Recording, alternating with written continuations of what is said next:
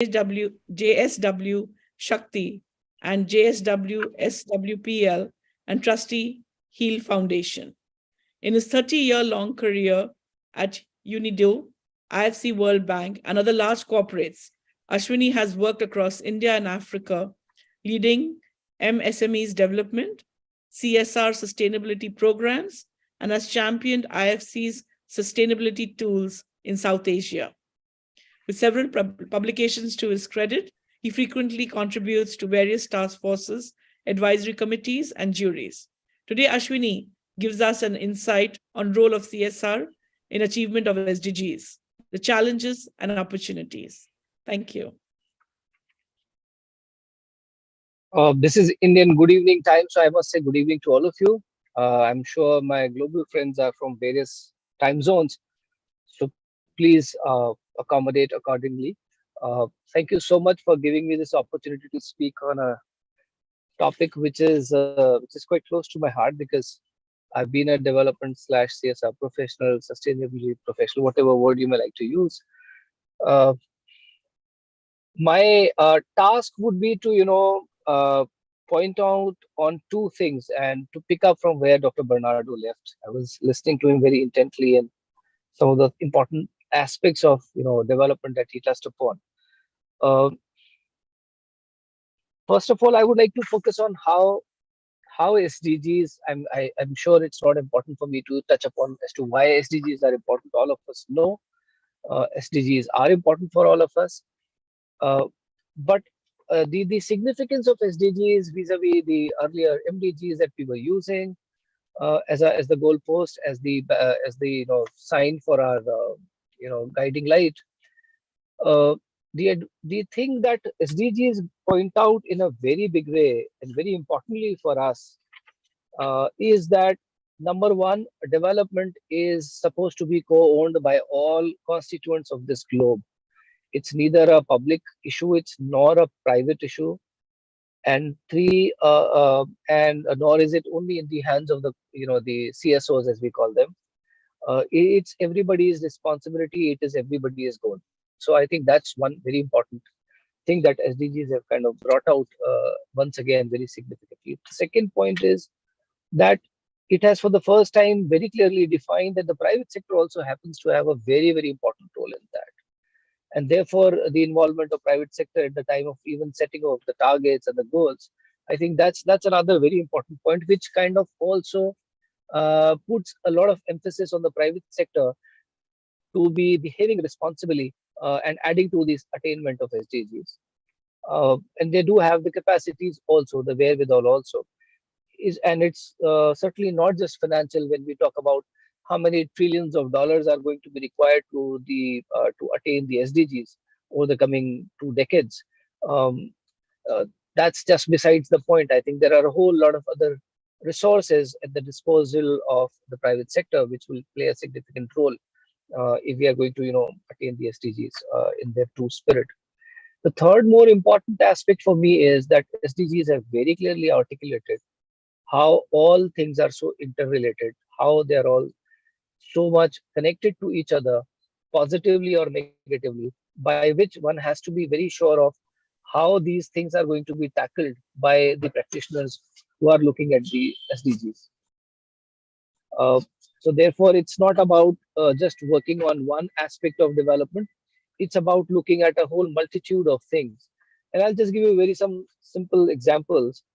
When you look at that, you have to reduce by 2030 the global maternal mortality rate to less than 70%, 70 deaths per lakh of live births. You are actually talking about a whole range of initiatives that may need to be taken up in their totality and in their comprehensiveness to address the issues related to poverty, to issues related to maternal health, issues related to violence against women. So whole dimension of not just public health initiatives, but even livelihood initiatives, nutrition initiatives, well-being initiatives, and social change initiatives would be important so as to achieve that this maternal mortality rate is achieved where we want to reach it by 2030.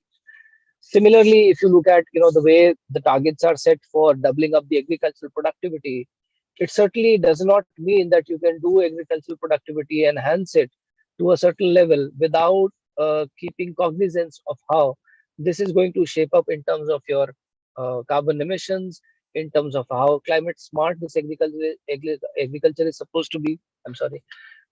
And so therefore, the significance of comprehensiveness, the significance of looking at the larger picture and in its complete dimensions of it, I think that's where the focus SDGs are pointing us towards.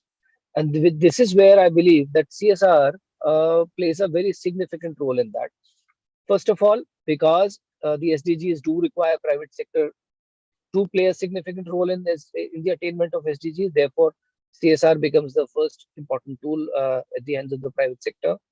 The second one, that comprehensiveness that is required, the long-term sustenance that is required to continue sustain your efforts on a long-term basis and make sure that we do deliver on some of those targets. I think that's the second challenge which the private sector can play.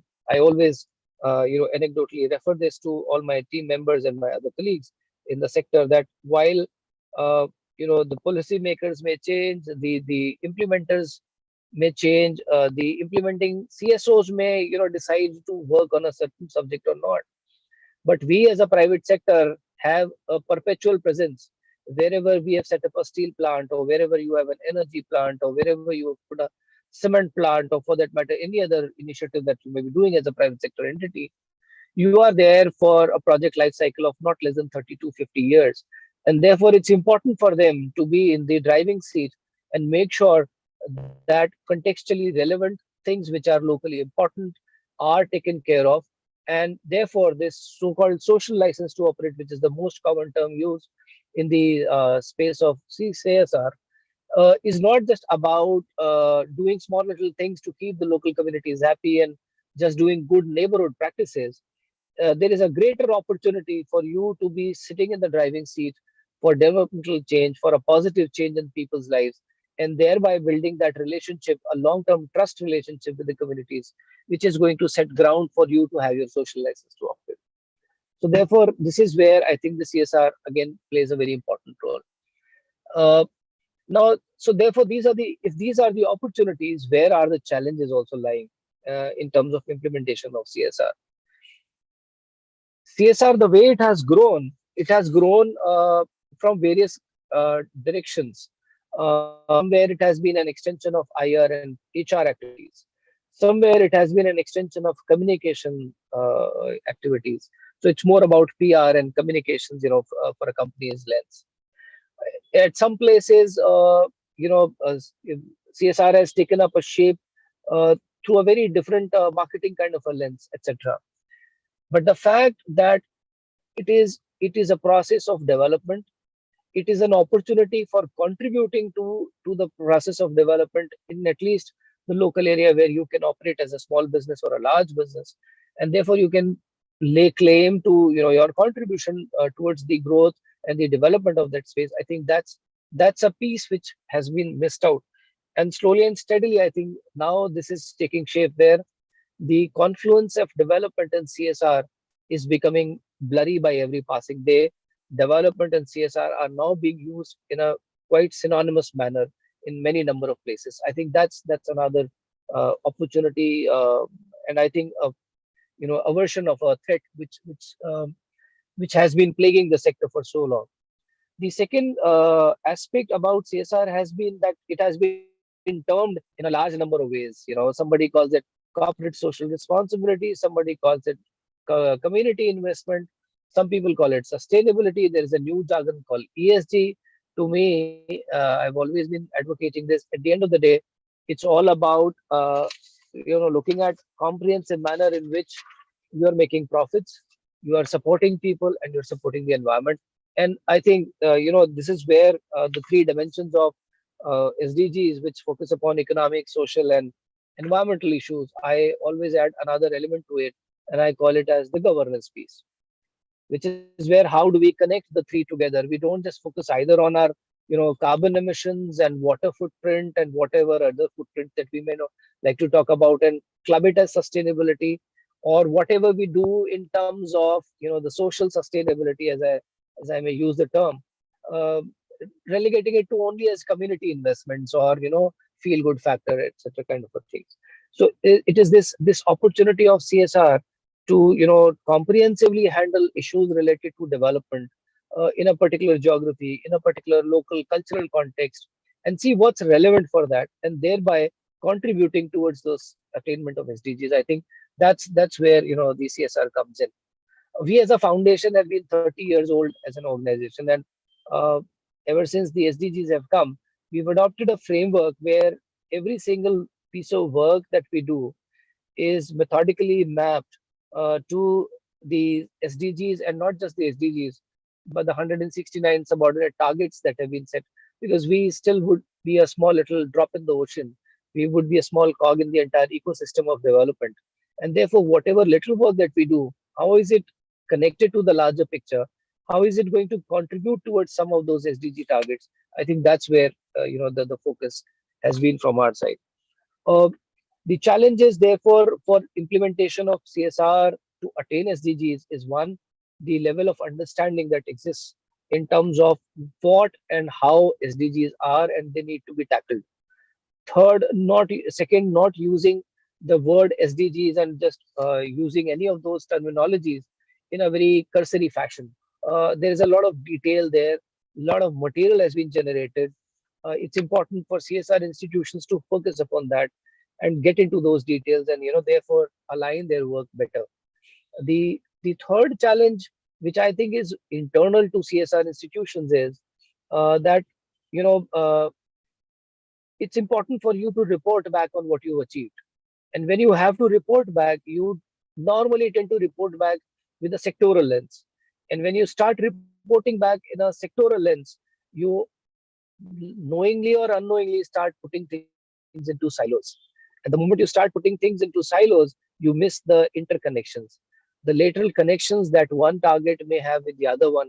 It may be a positive relationship or a negative relationship that seems to be missed out. And that's where I think CSR would have a much significant role to play, to say how we are going to address the issues, how we are going to contribute towards the SDGs, but at the same time capture them in a more comprehensive manner, in a more understandable manner, and not just look at sectoral targets in their independence, but rather in their interdependence. I think that's where the challenge for CSR's implementation is going to lie.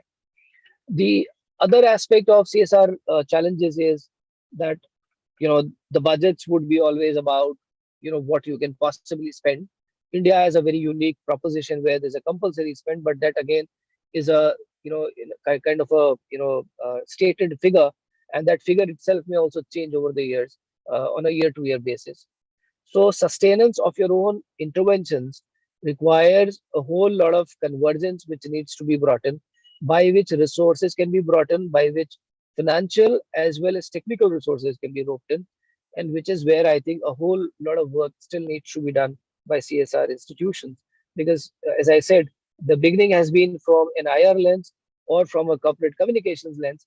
And so, therefore, having that gravitas to say that we've been able to contribute to this extent, but hey, this has been supported by X, Y, and Z, and therefore we've not been able to do, say, 100% achievement. We've just been able to contribute to, say, 20% of it.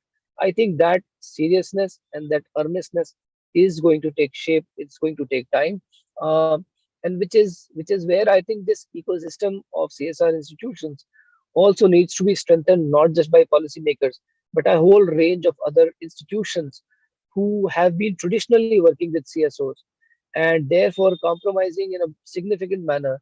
Uh, I myself have begun my career and spent several years working with the multilaterals, where the horizon is 3 years, 4 years, 5 years.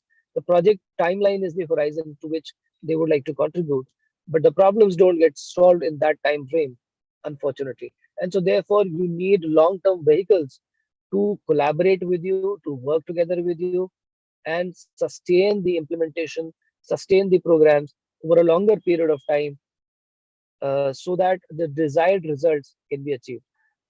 So I think these to me come across as the most important challenges and the opportunity for CSR to contribute towards the attainment of SDGs. I think I've been within my time limit. Thank you so much.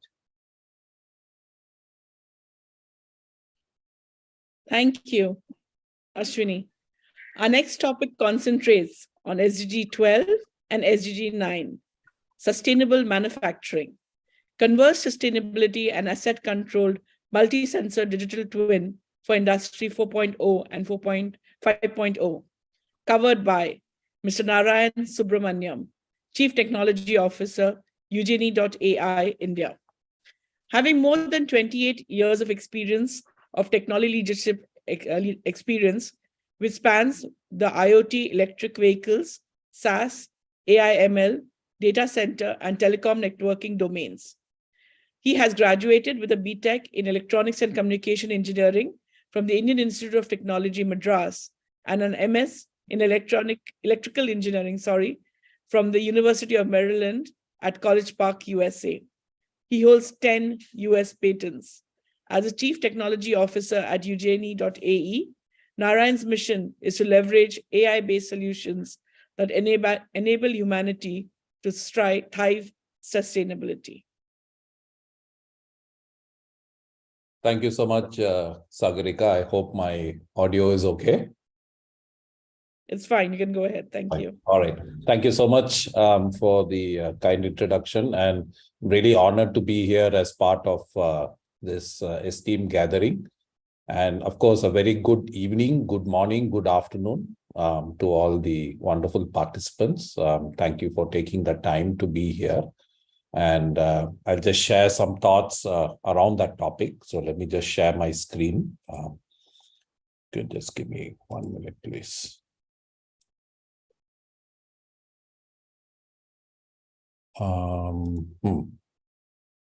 Seem to be having a challenge with this.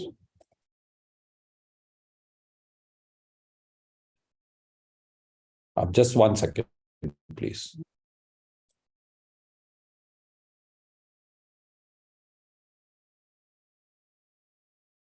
Yeah.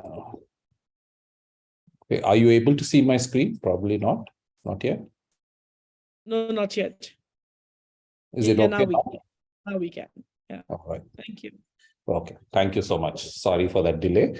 All right. So let me just jump into the topic right away, right? So, I think we have got very used in the last 2 years or so to see various curves of various forms, right? Especially when it comes to the pandemic, flattening the COVID curve, flattening the infection curve, right?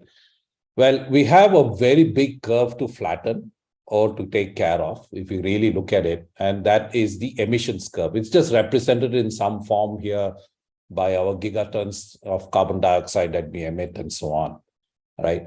But what this curve is really trying to tell us is a story.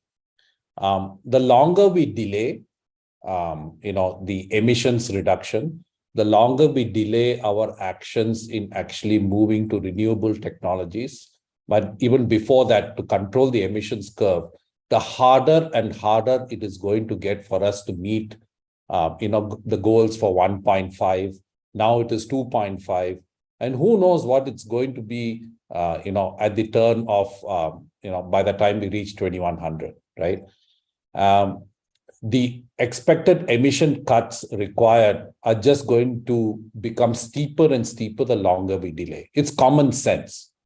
Although it's common sense, unfortunately, we as a global community have not done enough over the last 30 to 40 years of ample warnings to take a serious note of it. And that's why we are in this, crisis today, right? Now, what does this mean and how do I connect it to the work that myself and my team do, right? Although we talk about 1.5, 2 degrees, 4 degrees, and so on, all is not well, even at 1.5 degrees warming by the end of the century, right? There are varying range of estimates with respect to loss of biodiversity, species loss, ecological devastation, and so on. If you go to 2 degrees, and what's the big deal about 2? It's only 0.5 more than 1.5, right? Well, the impact is not linear. It starts becoming exponential, right? You go to 3, you go to 4.5 degrees, and by all trends, the way that we are heading is probably upwards of 2 to 3 to 4, right? Given our current habits. The numbers are extremely scary, and it doesn't paint a pretty picture at all with respect to the loss of plant and animal species that we are going to experience, right? Now, why is how do I connect this to what work my team does and what I think needs to happen across industry, right?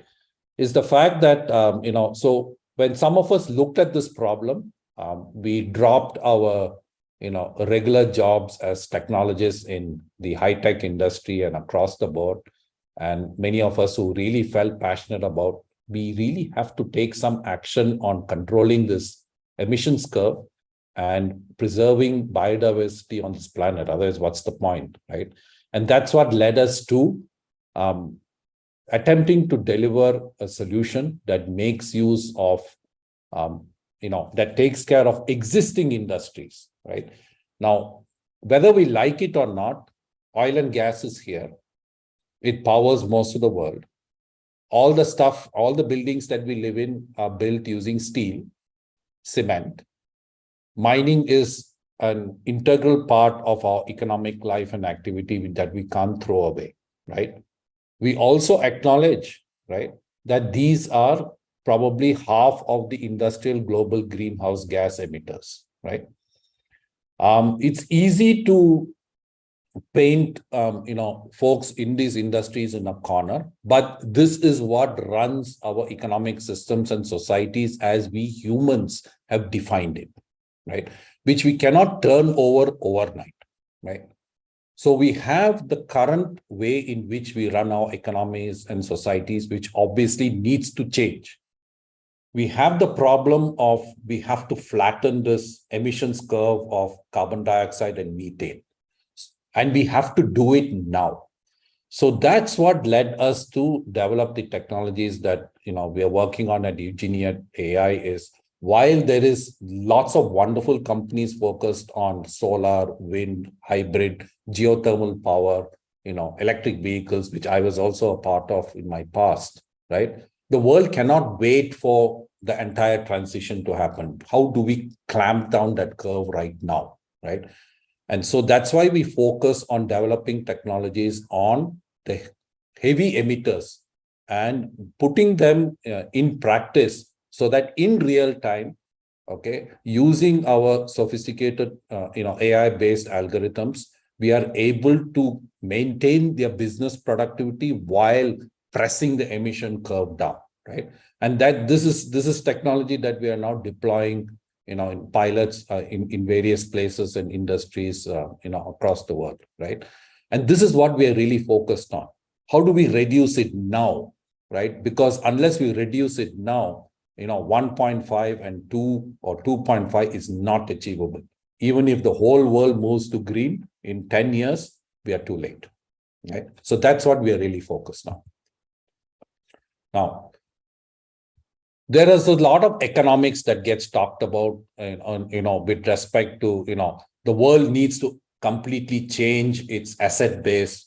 You're looking at, trillions and trillions of dollars worth of investments needed, right, to replace existing legacy equipment and replace them with cleaner technologies, with more efficient technologies, right, with perhaps renewables as its focus. But this is going to take time. It is going to take a lot of money. As you are seeing in COP27, there is so much of debate about financing, right? And, we can keep talking about financing and economics forever, but nature and the planet is not going to wait, right, in terms of the consequences. So we got to act now, and we are designing technology that enables industry to act now, right? Because a lot of the emissions, right, come due to process inefficiencies. So some of our products work in the steel area, steel manufacturing, in cement, in the mining industry, for example, in Chile, I think from Dr. Bernardo's home, as well as, Mexico and so on, right? And what we find is that process inefficiencies, right, and assets, that is, actual equipment, when they are not maintained well, they are a significant portion of the reasons why there are what is known as excessive greenhouse gas emissions, either directly due to the stack or scope 2 emissions because of drawing excess power wastefully from the grids, the electricity grid, right? And even if you replace those grids with solar and wind, if you have inefficient processes and inefficient assets in your industry, well, they're going to use the solar and wind assets also inefficiently. It doesn't help, right? So that's why we're developing these technologies to focus on the now, on the equipment that exists now to reduce that emission curve now, not by buying offsets for somebody to plant trees that will eventually grow in 10 years from now, right? So that's what we do. Now, if I move forward, what do we do in these technologies is we use, cutting edge technology, not for the sake of using it, right? Now, data, as we know, plays an integral part in our ability to step away from our human biases, right? And the ability to process and correlate data so that it gives us deeper insights. We are seeing that in the medical field, right? COVID is a perfect example of that with respect to vaccine research. You're seeing that in healthcare, where radiograms, mammograms, etc., scans are now being scanned by machines, which are able to derive deeper insights and detect problems earlier. We're taking the same analogy. What we are doing is called industrial IoT, where we are measuring using sensors, how are machines behaving today? How are different assets behaving today? How is the process defined today in steel manufacturing, for example, right? How is the raw material being processed? How much of coke and coal is being brought into the blast furnace to produce steel, right? And we have made models using this data. That is the power of machine learning and AI, right? And then we have been able to derive deep insights and make the tweaks necessary for these manufacturing industries in real time, right? To control the quality of their throughput as well as to cut down their emissions. So we have sensors that measure suspended particulate matter or carbon dioxide or methane emissions from a stack. And then we work together with these industries to help them monitor this and then control that emission footprint, right? And while they maintain business throughput. No business can shut down, right? Because, you'll have social unrest with people unemployed. So we are trying to address this problem of get the business running, but flatten that curve as much as we can. I'm not going to spend time on this. I mean, being a techie, there's always a software architecture diagram. But what I want you to just take away from this is that, look, we are developing solutions that integrate industries and sensors on one side, bring it into our technologies, which resides in public clouds in an efficient manner on the right-hand side, right? Process the data, right? In a closed loop system, give industries recommendations in real time. These are the 5 knobs you need to control now to control the emission profile, right? And we work, in a variety of ways. We also use satellite monitoring, not just to report emissions, but to incorporate the data in and augment our intelligence in order to give better recommendations to industry to control the emission profile now. Not 5 years down the road, not 2 years down the road. We are talking about 1 month, 2 months from now, once we deploy and are in production, right? And using this, we can now correlate, where the emissions are, where are your process inefficiencies, where are your asset inefficiencies, and point them out to you so that you have options. You can allow us to recommend values so that you can fine tune them right now, improve your asset reliability, reduce your emission profile. And these are few of the things that we do. Happy to, engage with any one of you, or if you'd like, to recommend us to anyone to talk more in detail of what we do. And this is how we are focused on SDGs 9 and 12, on responsible production, right? We want companies to produce, but produce responsibly, reduce wastage, right? Don't have too much redundancy, all of which take so much of resources apart from emissions, right? And of course, use technology to innovate in the industrial space.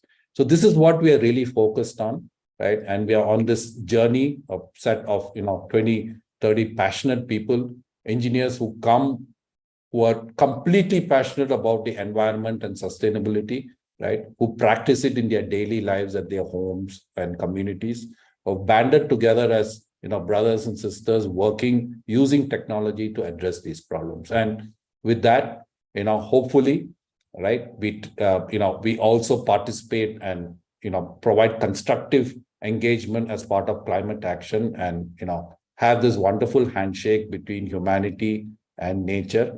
Otherwise, what's the point? I mean, that's why we're here, right? So we're trying to help in our own small way to bridge this gap and get them to handshake again in a meaningful way. So with this, I will stop, and I thank the organizers for the opportunity to share this information, and I look forward to the other presenters to hear all their wonderful insights. So thank you so much. Sagarika, back to you. Thanks so much, Dr. Subramaniam. Really good insights. Preventive care, the new strategic approach to future well-being of the global aging population. We have Dawn Hung, founder of the Great Well Marketing Consultancy, Singapore, with us. It is a one-stop wellness brand excellence roadmap for global wellness, lifestyle, and healthcare business, industry, and institutional partners to strategically and optimally achieve both the desired short-term marketing goals, remarkable sale value, as well as attain optimum ROI always, and also bring their long-term business goals, brand sustainability management, and ESG strategy management onto the platform.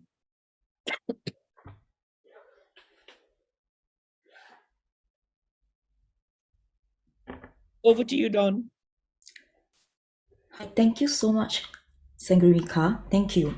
Okay, over here, so with respect to the topic that I'm touching base on, preventive care, the new strategic approach to future well-being in global aging population. So first, I will explain, for my part, I'm touching base and explaining more about meeting the Sustainable Development Goal 3 regarding good health and well-being. So by the United Nations definition, it is actually to ensure healthy lives and promote well-being for all ages. So right now, I come back over to my topic today, my agenda. So first, I will explain global aging population. Okay, why the global population is aging?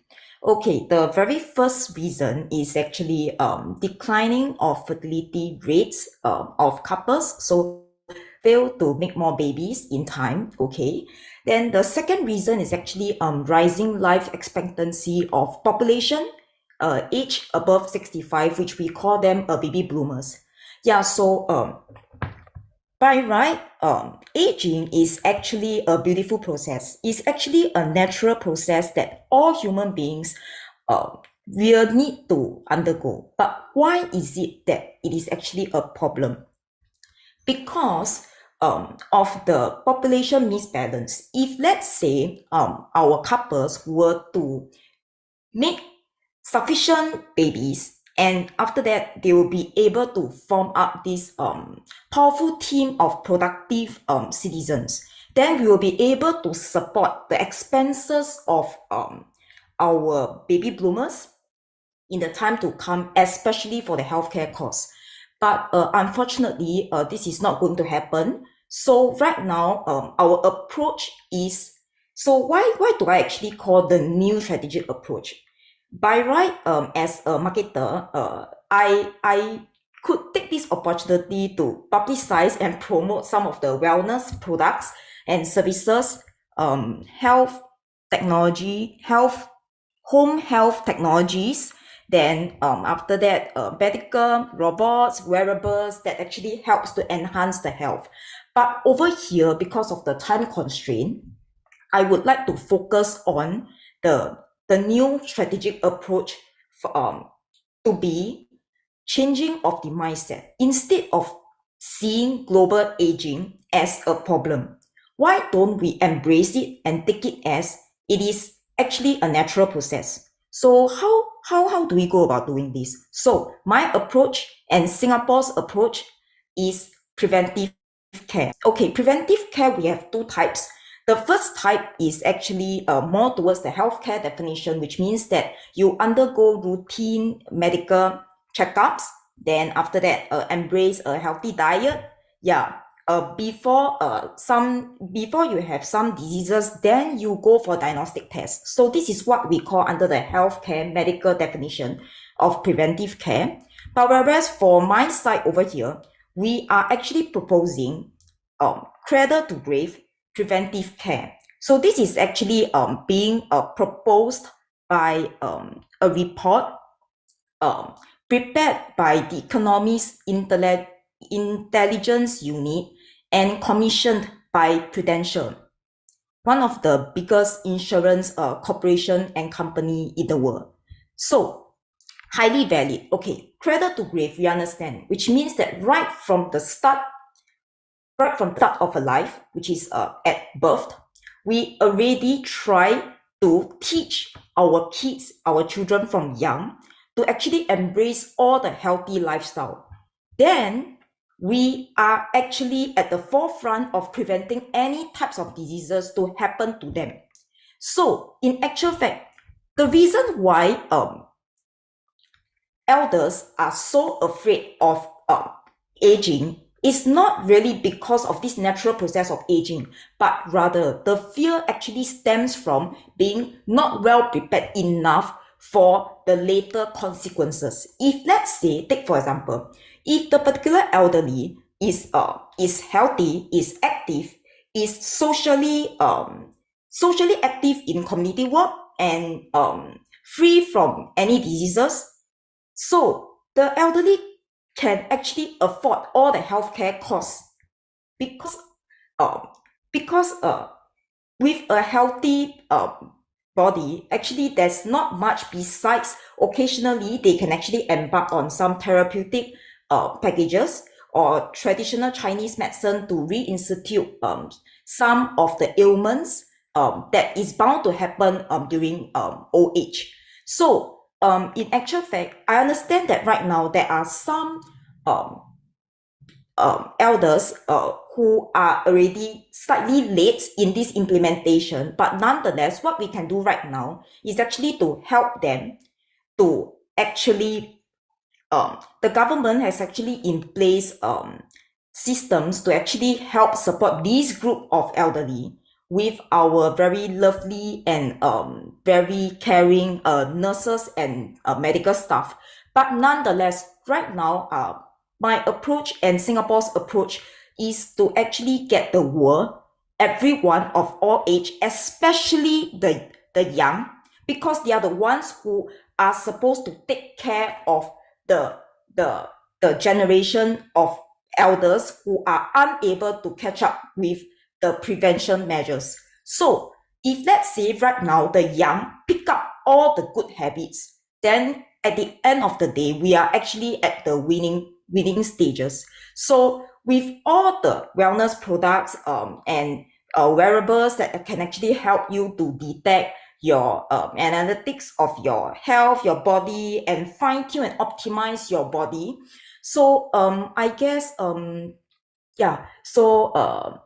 so due to the time constraint, I would just like to appeal to the world that if let's say you want everyone to be able to live a beautiful retirement life, then start to change the approach and take charge of your own health before thinking that actually the responsibility of taking care of yourself is actually to the government or to your doctors. Thank you. With that, I end my speech today. Thank you so much. Back to you.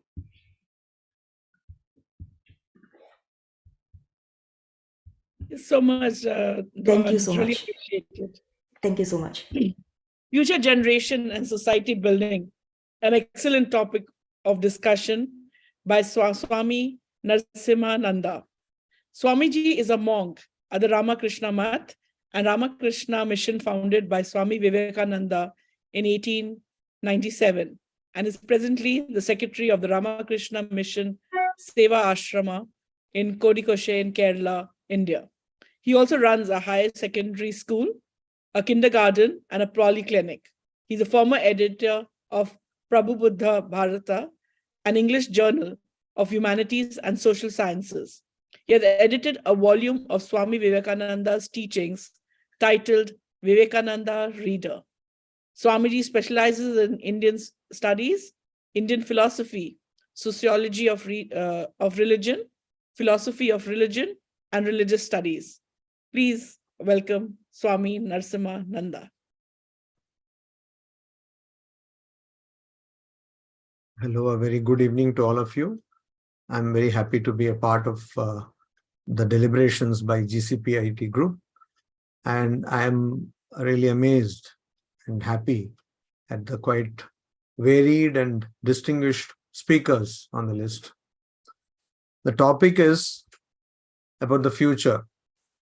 And since we have been discussing about the global sustainable development goals, and future is where we need to give them these goals. We need to ensure that the future inherits these goals. I always think that in the case of the environment, we have fared rather badly, but in other areas at least, and also in the case of environment, let us stop the damage, whatever has been done already, and let us ensure that our future generations get a better world to inhabit.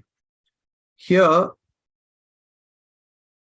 what generally happens when we address the future generation is that we try to be preachy, and it seems that we are satisfied with the one-way traffic, that is wisdom or knowledge going from the adult or so-called grown-up generation to the younger generation.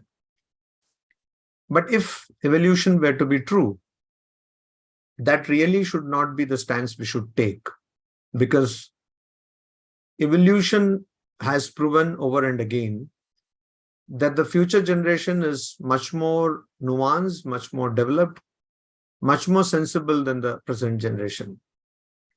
And though we talk much about the youth being the forerunners of society today across the globe, particularly in the context of India, which is proud to have the most youngest population on this earth, but it's also very sad to note that we hardly make youth the stakeholders, the decision makers.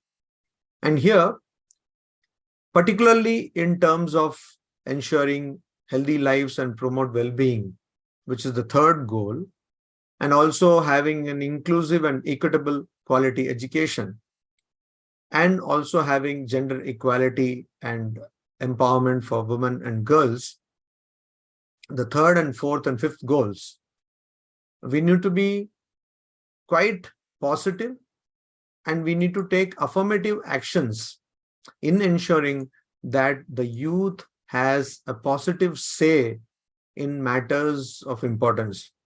So, like all governing bodies, just like in the past, we have been thinking across the world to give a significant number of participation to women in all governing bodies, all boards, etc., decision-making committees, decision-making authorities, the legislature. Similarly, we have been successful in ensuring such participation for other marginalized groups. But here, as far as decision-making is concerned, it is the youth who are marginalized. So we need to think now, because across the world, if you see, media has brought home this fact, which we cannot deny, that the youth has tremendous talent in them. But unfortunately, we are seeing or showcasing this talents only in matters of singing or acting and in general the performing arts. But why can't we include the youth? Why can't we include the youth? When I say youth, in India at least, the age limit given to youth is 15 to 35. When I say youth, I'm talking about 15 to 20 or 15 to 25 at best. Why can't we include youth, including some teenagers, in committees, in bodies?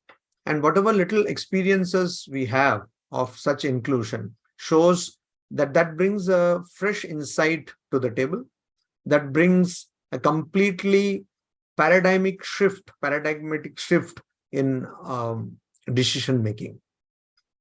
Only when we include youth in decision making can we ensure a better tomorrow for them, because it has to be from their perspective. Another important aspect, which according to me and according to many others, hasn't found enough place in this list of SDGs, and that is the importance of values. When we constantly think about what is humane in technology, or can technology be humane at all? Can the humaneness of technology be retained going down the line? So then always comes the answer that empathy, compassion, creativity, values are something which no technology can take away from us, and no technology can properly ape or imitate. If that be so, it has to be imperatively incorporated in all SDG programs, that values on the whole, in fulfilling all the 17 goals, a stress on values, because unfortunately over the years we have seen a steep decline or a steep erosion of values, and that gives not much hope to both humanness and also being a community as human beings are supposed to be, human beings being social animals as we call them. But if that has to continue, we need to stress on certain values. And some countries have taken a major step towards that direction, but many countries have failed to do that. And so the goals cannot be fulfilled in a merely competitive, in a market-driven economy. It has to be market, it has to be also values. So values have to play a major role in the development of the future generations. And when we do that, then we give them meaning to build society. If those two world wars have taught us something, it is this, that unless there is some kind of motive, some kind of drive in a human being, life becomes very bleak. As the survivors of Holocaust or survivors of concentration camps in the Second World War have written volumes about.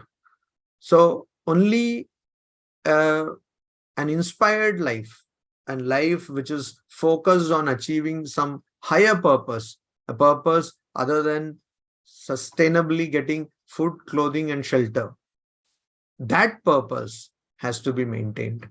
And we have to question whether the SDGs as such focus on this purpose, or can't we take values as the undercurrent of all the SDGs?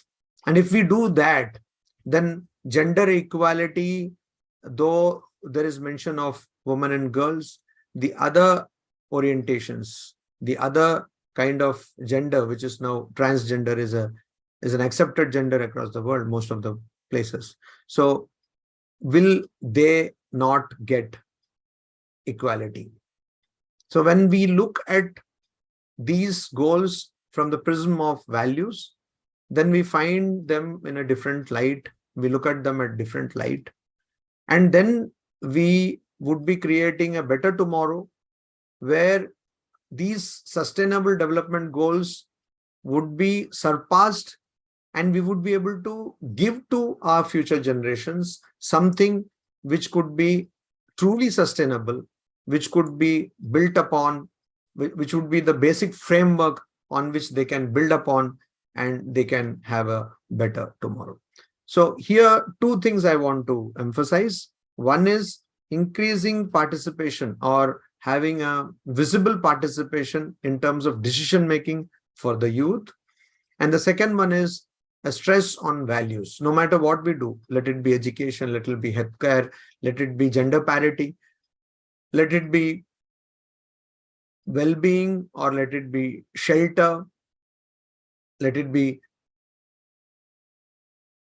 protecting the environment, having a sustainable, inclusive economy. All this, whatever we are focusing on through SDGs, our focus should be from an ethical standpoint, from a values-based standpoint. And only then can both the state decision makers and also society in general bring about a lasting change. Again, our discourse, as I told in the beginning, should be two-way. In all these policy decisions and also in feedback, we need to have something similar to the 360 feedback mechanism used in human resource management, where we take feedback from even children, because they are better at many things, not just performing arts. And so that if we can do, then I think, and I am sure, as some experiments in India and abroad have shown, that we will have a better knowledge pool, we will have better insights to make more inclusive and more workable decisions, where we have the support of everyone, right from a kid to a nonagerian or a very aged centenarian probably.